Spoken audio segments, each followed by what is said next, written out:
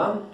Vamos dar continuidade aqui, gente, ao estudo da química geral, tá? E antes de entrar nos modelos atômicos, né, no estudo da evolução dos modelos atômicos, vamos fazer uma breve aula aqui sobre as leis ponderais, né, leis das combinações químicas, mais especificamente as leis ponderais, tá bom? É interessante lembrar, gente, que a iniciativa desse canal, né, que nós estamos com ele aí no YouTube, é exatamente levar a aula de química gratuita ao maior número de alunos possível aí nesse Brasil afora, tá? Então, a ideia é completar o curso mesmo, de forma que fique todas as aulas disponíveis gratuitamente para qualquer aluno, né, que esteja estudando para o Enem, ou aluno do primeiro ano do ensino médio, ou do segundo ano, ou do terceiro ano, e até mesmo alunos de graduação. Nós sabemos que essas aulas elas são, sim, muito úteis para os estudantes da graduação também, assim como para alguns colegas professores que, inclusive, podem, né, recomendar esses vídeos para os seus alunos em alguns momentos, essa questão aí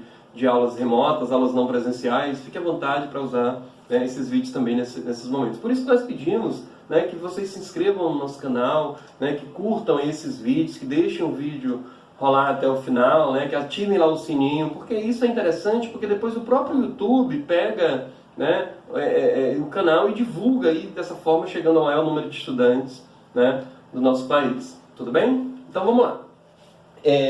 Nós vamos falar então aqui sobre as chamadas leis ponderais, leis das combinações químicas. Vai ser um breve comentário, tá? E depois faremos exercícios. Então, começando aqui pela lei de Lavoisier, né? Lavoisier é um químico famosíssimo, né? Antoine Laurent Lavoisier, francês, né? Que inclusive nasceu no dia 26 de agosto de 1743, tá?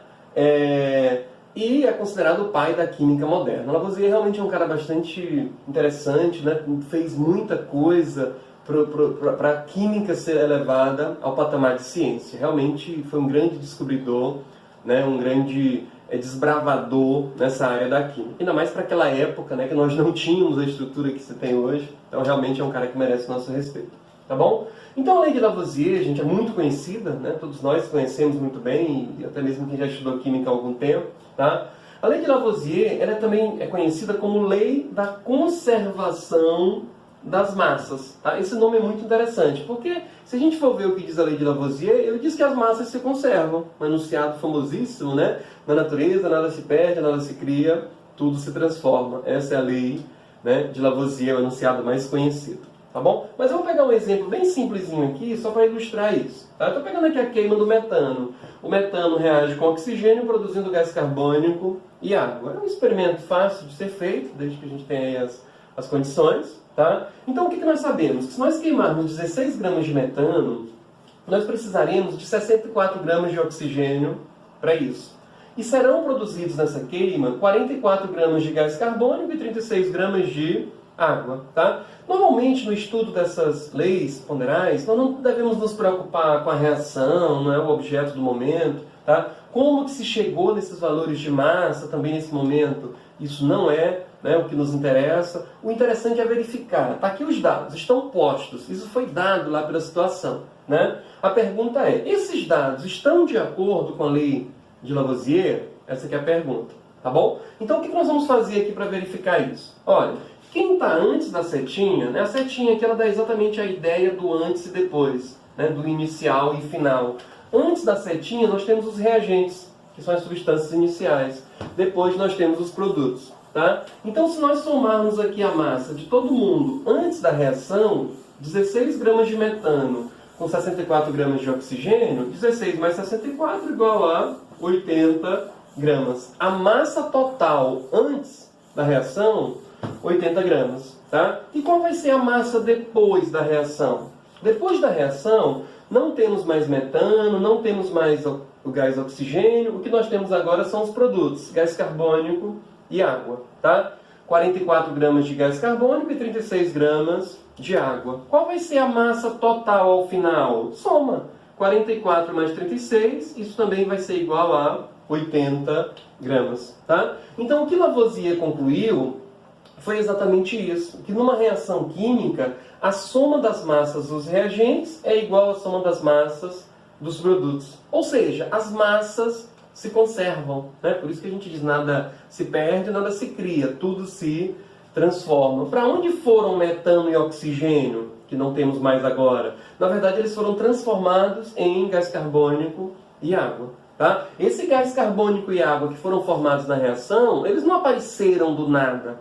Né? Na verdade, eles vieram da transformação de metano e oxigênio. Essa é a chamada lei de Lavoisier. Tá, gente? A lei de Lavoisier, ainda hoje, gente, ela pode ser comprovada na prática. Basta a gente fazer uma reação aí no recipiente, né, no ambiente fechado, que a gente vai conseguir comprovar isso. Aqui eu quero fazer 2 alertas para vocês, tá bom? Para ficarem espertos, inclusive para a questão aí de provas, né, a galerinha aí que vai estudar para Enem e para as provas da escola, tá? Fiquem espertos para isso. É muito comum algumas questões colocarem algumas situações para tentar nos confundir, tá? Por exemplo, tá? Se nós pegarmos um palito de fósforo novinho da caixa e pesarmos, colocar na balança e pesar, ele tem uma massa.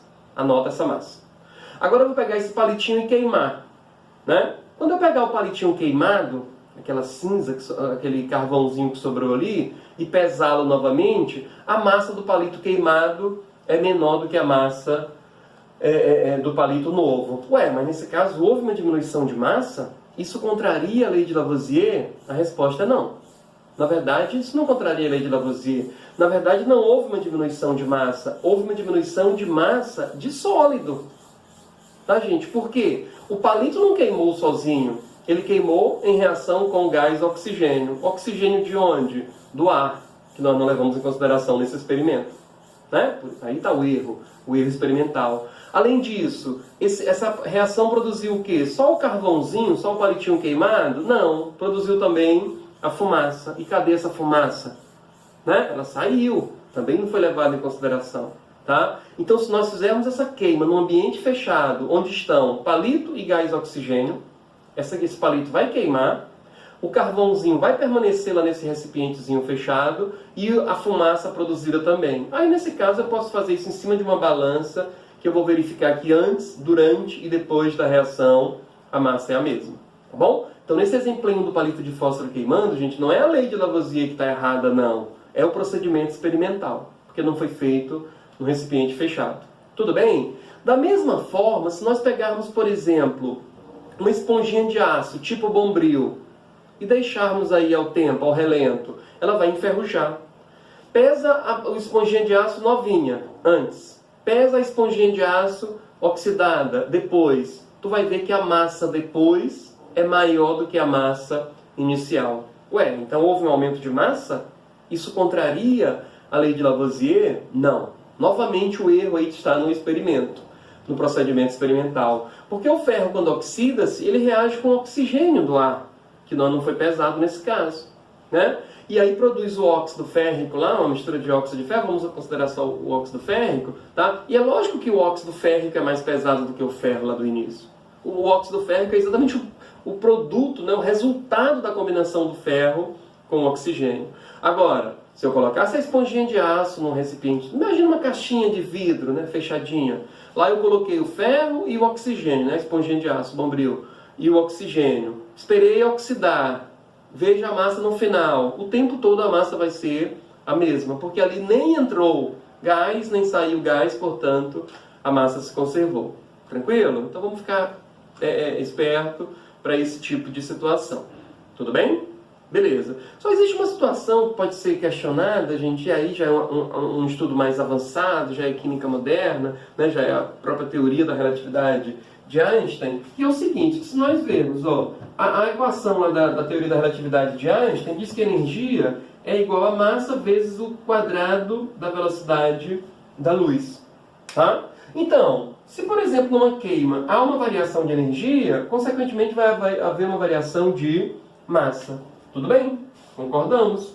Mas se tu fizeres, olha, esse ΔM seria o ΔE, seria a variação de energia sobre o quadrado da velocidade da luz. Certo? E aqui eu tenho 2 considerações a fazer. Primeiro, isso já é uma discussão bem mais avançada que eu falo, gente, no tempo. Né? Lavoisier existiu lá no século XVIII. Existe até hoje, né? Mas ele viveu naquele momento. Né? Einstein já é século XX, mas de qualquer forma, né, é uma discussão que não é difícil, não é complicada de se fazer, não. Tá bom? Outra coisa, Essa variação de energia, por maior que seja, numa equação, numa reação como essa, ela vai estar sendo dividida pelo quadrado da velocidade da luz. Gente, a velocidade da luz no vácuo são 300 mil quilômetros por segundo. Isso é 3 vezes 10 a oitava metros por segundo. Então, pegar essa variação de energia e dividir por esse número tão grande, vai me dar uma variação de massa extremamente pequena. Certo? Ah, então tá, nesse caso não deu 80 não. Deu 79,999999999. Tá? Que, a grosso modo, numa discussão mais tranquila, eu vou considerar, né, que se é 80 mesmo, eu vou desprezar essa variaçãozinha de massa. Tudo bem? Perfeito. Vamos aqui agora para a chamada lei de Proust. Tá? A lei de Proust é conhecida como lei das proporções constantes. Proporções constantes, proporções definidas, tá? Proporções fixas, dá no mesmo. O nome já diz tudo. O que diz a lei de Proust? Numa reação química, a proporção em massa, estou falando sempre de massa, é sempre constante. Tá certo? Então eu estou mostrando aqui uns experimentozinhos só para mostrar isso, gente. Tá? E eu já adianto que a principal consequência da lei de Proust é exatamente a estequiometria. São os cálculos estequiométricos. Tá? E eu vou deixar na descrição desse vídeo aí, né, um link do próprio canal com um aulão lá de estequiometria, que ali tem tudo de estequiometria que vocês quiserem, tá? Quem quiser estudar estequiometria, dá uma olhada aí nas aulas lá de físico-química, que ali a gente tem desde as noções básicas de cálculos químicos até todos os casos de estequiometria. Tem um estudo completo de estequiometria de forma gratuita nesse canal. Tudo bem? Então vamos verificar aqui, gente, ó. Aqui eu tenho carbono mais oxigênio produzindo gás carbônico. Eu poderia usar qualquer outra reação, tá bom? No primeiro experimento, foram queimados 12 gramas de carbono. A quantidade de oxigênio necessária, 32 gramas, para formar 44 gramas de CO2. Eu vou querer explicar aqui a lei de Proust. Mas se vocês observarem, aqui tem lei de Lavoisier. 12 mais 32 igual a 44. Certo? Essas leis, lei de Lavoisier, lei de Proust, lei de Dalton, elas não se confrontam. Não veio uma mostrando que a outra estava errada. Não. Todas coexistem e convivem harmonicamente. Todas elas são corretas. Tudo bem? Sim. O que Proust fez, gente? Ele repete. Ele repete a mesma reação várias vezes. Primeiro eu queimei 12 gramas de carbono. Os valores foram esses. Certo? Depois resolvi queimar 24 gramas de carbono. A quantidade de oxigênio, 64. A quantidade de gás carbônico, 88. Vocês estão vendo aí, né? Estão ouvindo o som da natureza, porque nós estamos num ambiente aqui que tem bastante verde, portanto, muitos animais aparecem, pássaros, cigarras, né? Até uns macaquinhos de vez em quando aparecem aqui dando ar da graça. Por isso esse sonzinho aí da natureza que não incomoda ninguém. Tá bom? Gente, o que vocês estão observando do primeiro para o segundo experimento? Observaram os valores? Vocês estão vendo que, na verdade, esses valores são realmente, né, proporcionais. Quando eu queimei o dobro de carbono, a quantidade de oxigênio também foi o dobro. E a quantidade de gás carbônico produzida também. Tá? É como se eu tivesse multiplicado 12 por 2, 32 por 2, 44 por 2. O que diz a lei de Proust? A proporção é constante. Gente, se a proporção é de 12 para 32, então 24 tem que estar para 64. E 44 tem que estar para 88. Se eu dupliquei um, tem que duplicar todos. Tudo bem? Vamos lá então. Terceiro experimento. Aqui eu deixei inclusive em aberto para nós completarmos agora. Tá? E se eu resolver queimar 6 gramas de carbono? Qual seria a quantidade de oxigênio necessária? Proporção. Regra de 3. Tá? Se 12 está para 32, 6 está para quanto? X. Gente, 6 é metade de 12. Obviamente esse X é metade de 32. Então esse valor aqui vai ser 16 gramas. Certo? E qual vai ser a massa do gás carbônico formada? Aqui vocês podem me responder de duas formas. Ou melhor, chegar à minha resposta de duas formas. Se alguém disser, não, 16. 6 mais 16 igual a 22 gramas. É isso mesmo. A massa do gás carbônico formada, 16 gramas. Certo? Mas alguém poderia ter dito, não, eu fiz diferente, eu fiz pela proporção, eu fiz uma regra de 3, eu fiz pela lei de Proust. 12 está para 44. Assim como 6 gramas estaria para x. Esse x daria absolutamente 22 gramas. Como 6 é metade de 12, aqui tem que ser 22, que é metade de 44. Tudo bem? Entenderam? É proporcional. Como é que é conhecida a lei de Proust? Lei das proporções constantes. O que ela diz? A proporção é constante.